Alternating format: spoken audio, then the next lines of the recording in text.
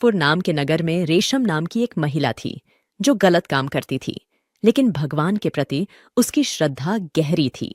वह प्रतिदिन सुबह नहा धोकर पूजा करती और फिर अपने गलत काम में लग जाती। इसी कारण वह नगर में बदनाम थी। उसी नगर में एक संत रहते थे। वे प्रतिदिन सुबह नदी में स्नान करते, मंदिर जाते और प्रवचन देते। उनके प्रवचन सुनने दूर दूर से लोग आते थे। वे हमेशा लोगों को अच्छे संस्कार सिखाते और भगवान के प्रति श्रद्धा बढ़ाने का काम करते थे। ये संत कितनी अच्छी बातें बताते हैं। इनके प्रवचन सुनकर बुरे से बुरे लोग भी सुधर जाते हैं। बिल्कुल सही कहा। पिछले सप्ताह मैंने अपने बिगड़ैल बेटे को संत का प्रवचन सुनने जबरदस्ती ले आया था। प्रवचन सुनने के बाद तो जैसे जादू हो गया। उसके मन पर संत की बातों का गहरा असर पड़ा और वह सुधर गया। संत की बातों का ही प्रभाव था कि लोग दूर दूर से उनका प्रवचन सुनने आते थे।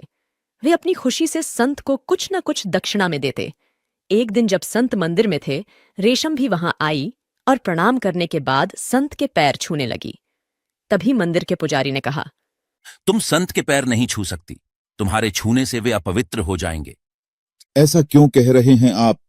बाबा, आपको नहीं पता, ये औरत गलत काम करती है। यह तो पापिन है। तुम्हें देखकर लगता है कि तुम भगवान में विश्वास रखती हो। कल मेरी कुटिया में सत्संग सुनने आना। जरूर आऊंगी बाबा। जब संत का सत्संग शुरू हुआ, रेशम भी आई और पूरा सत्संग सुना।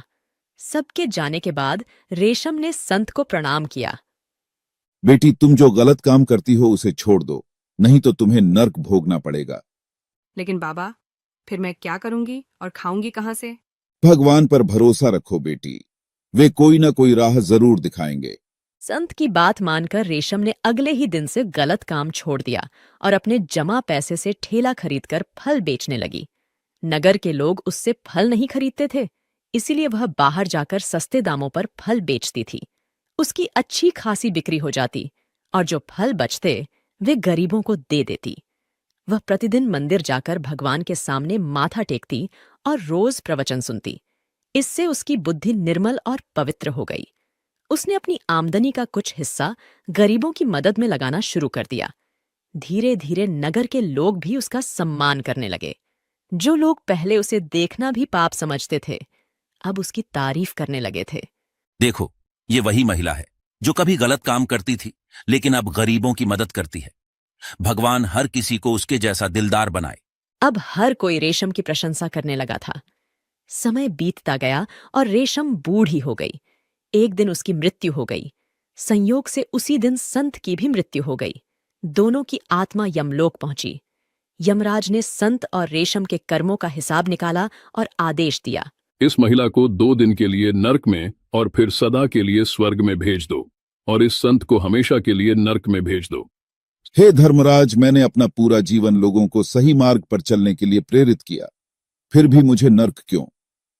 हे धर्मराज, आपके दरबार में ये कैसा अन्याय हो रहा है?